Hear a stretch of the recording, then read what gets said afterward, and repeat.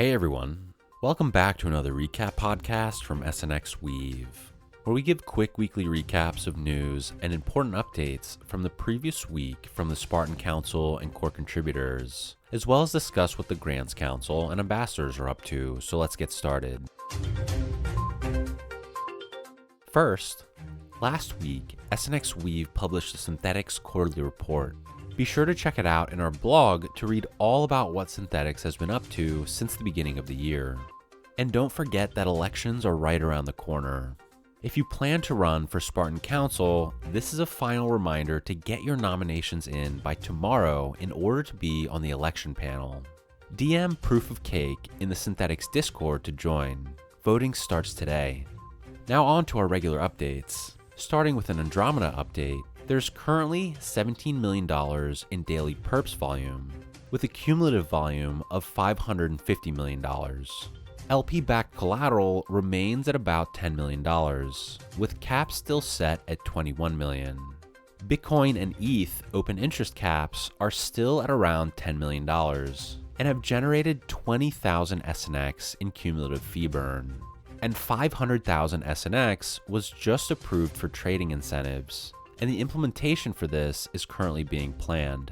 The SIP to migrate L1 SNX to V3 is ready for release and is expected to go out within the next few weeks.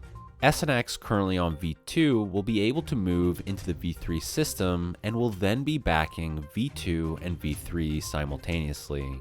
There will be a blog post released soon that details the incentives for moving to V3 and how users can do it themselves, so stay tuned. L1 perps are also expected to launch sometime in May, as the final audit feedback is being implemented. A sufficient SNX collateral base is required for this launch, so V3 migration is a prerequisite. Lastly, there was one SIP presentation last week. SIP 377 to add Stata USDC as a new collateral type to Synthetics V3 on Base.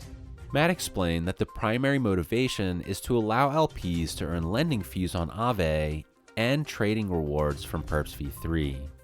This would introduce a yield-generating collateral option for Perps LPs, which makes LPing more profitable and as a result more attractive.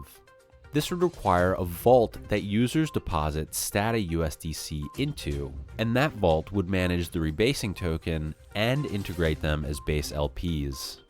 Maximum LP would initially be set at $5 million with a liquidation ratio of 110%, and core contributors are currently in conversation with Aave on marketing plans. Millie did call out the fact that this is different from USDC, and questioned how users, expecting USDC, would collect on trading profits if this were backing a substantial portion of the trading activity. Fief gave some background here, saying there's a potential edge case where a substantial portion of the trader base is in profit and decide to cash out their earnings at the same time. Rather than forcing LPs to liquidate to absorb this mass profit and withdrawal cycle, again an edge case, it was decided that all the USDC would accumulate in a single pool to be able to accommodate the withdrawals. Adding a Stata USDC pool might disrupt that safety feature, so Fief recommended limiting the pool to a percentage of the total LP.